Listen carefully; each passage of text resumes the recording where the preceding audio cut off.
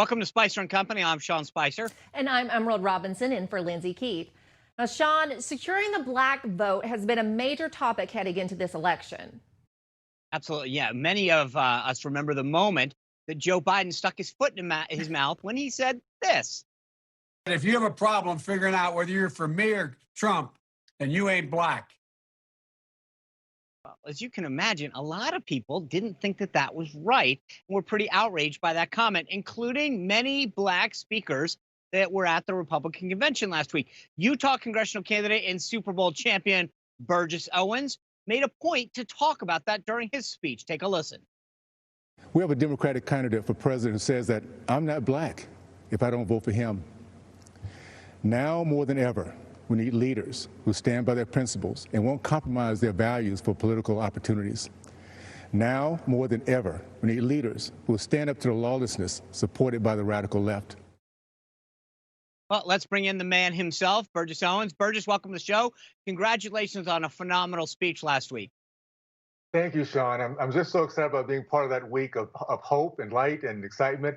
And that's true the American way. I'm glad so many Americans had a chance to see the difference in the last 2 weeks, for sure. Great.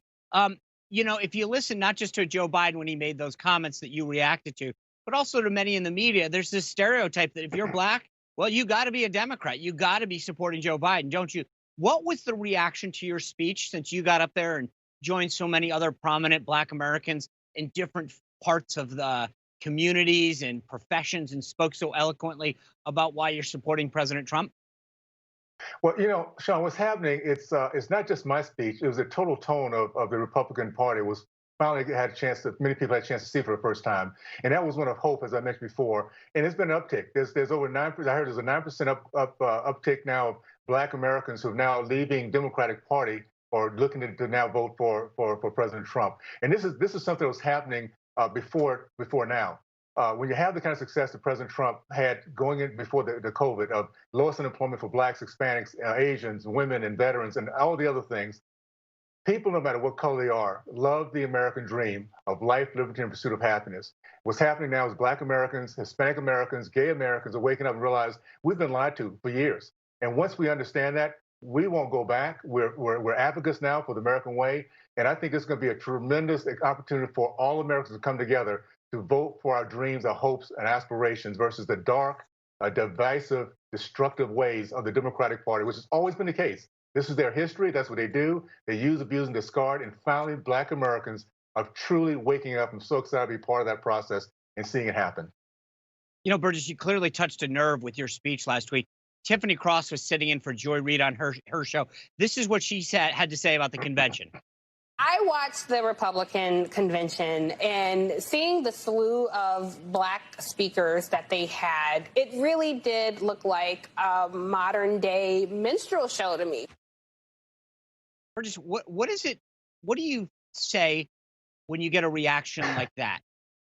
Well, first of all, this is so old school. It doesn't work anymore. And what people need to recognize is the success that I had growing up in my Deep South Tallahassee segregated community, in which we led the country in so many different areas. Men matriculate from college, the entering the middle class. Our greatest enemy has always been not white supremacists, but black elitists, like the ones you just saw a minute ago. These are people that live the American dream, that put their kids in the greatest schools possible, and they pass laws specifically to keep the poor and keep them hopeless. These are the worst. This is the worst of the Americans. Now, when I say this, elitists, black and white elitists across the board who care less about we the people. And what you see here is example, and this is why I'm so excited about running in this case here. I've seen what these people do to my community. I saw it back 60 years ago, 50 years ago. I refuse to allow it to sit back and allow them to do that to our country and to my great state of Utah. So we're excited about showing these folks who they are. They're elitists. They're the worst of the worst. They're the Marxists and socialists that have undermined my community for decades. And we'll make sure that we now see who they are, and they will not do that for our country. You know, Burgess, when you're out there campaigning in Utah and you're talking about why you're a Republican and why you're supporting President Trump, what's the reaction within the black community? Are they willing to listen to your pitch, or do they dismiss it out of hand? Well, we have across the board, there are people that are good people, Democrats, independents, and Republicans, well, I should say Democrats and independents, that have really listened to the other side, but they're now beginning to wonder and ask those questions. And probably the best thing that happened to our country was President Obama. he was such a lousy president that so many people are now looking at and wondering whatever happened to hope and change. We're asking those questions. Why are we not better now than we were before? Why are we more divisive now? Why are we more angry now? Why do we have more black racists coming out now than ever before? So here in Utah, we have a culture that truly looks at each other inside out versus outside in, because we have so many of our young people who go out and serve for 2 years and they come back and they really understand the idea of our empathy. So it's really about the values. It's about the values that I grew up in that's resonating here. And it's not about a color. It's about America first, God, industry, small businesses, and the family unit, and education. Those are things that really resonate here. And I think across the country it will happen the same way. And once we get back to those basics, I can promise this, John, anyone who focuses on those tenets, education, God, industry, and family, are one generation away or less from the middle class. And that's what we have to fight for. That's what the hard left is fighting against. And if we get that done, America will be such a great place of promise that people will be able to finally experience it, no matter what their background might be or color. Well said. Burgess, let me ask you this. You had a very successful football career. You've done very well. Beyond that, what made you want to get into politics and run for office? That's a good question, because when I left the game, my mission, my long-term mission, was to work with at-risk kids, because I saw what's happening, the trajectory of my community back even in the early 80s. So I came here to do that, to make sure that these kids coming out of the juvenile system have a chance to really understand the American way. And I realized about a year ago that the kids we work with here and across this country, the millions of them, do not have a chance as long as the left holds on to the House, because that's what the policies have set. And it's policies that keeps our young people ignorant, keep them angry, keep them jobless, keep the families turned upside down. It's policies. And they've been going at it for 50, 60 years. And those policies have had its impact. You see it now in Baltimore, in Chicago, wherever Democratic people are, their leadership, black particularly, those elitists, you see nothing but misery. So that's what I'm fighting against. I want to make sure that we get a team. And if I can just say this, Sean, we have a remarkable team of freshman candidates. Whoever they are in your area, please turn out and vote for them. We get this team, we get the House back.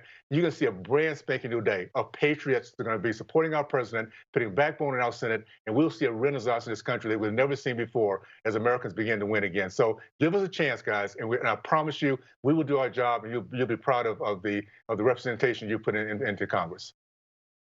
All right. That's a great pitch there. Congratulations again on a phenomenal speech. Be safe on the campaign trail, and best of luck in the next 60 days. Thank you, my friend. All right. Burgess for Utah. You bet, BurgessForUtah.com. Thank you, buddy. Awesome. All right. Still to come tonight, we're going to talk law and order and ask former national security official Michael Anton why the stakes are so high in this election. Plus, a high school football player carried a flag onto the field to honor his coach, who's a police officer, but his school said that's discrimination and he couldn't do it. The chairman of the Virginia and Ohio Republican parties will weigh in. Then the hairdo saga continues. Nancy Pelosi, she wants an apology from the salon that she was caught using without a mask. We're going to talk about the media's biased coverage of this coming on up.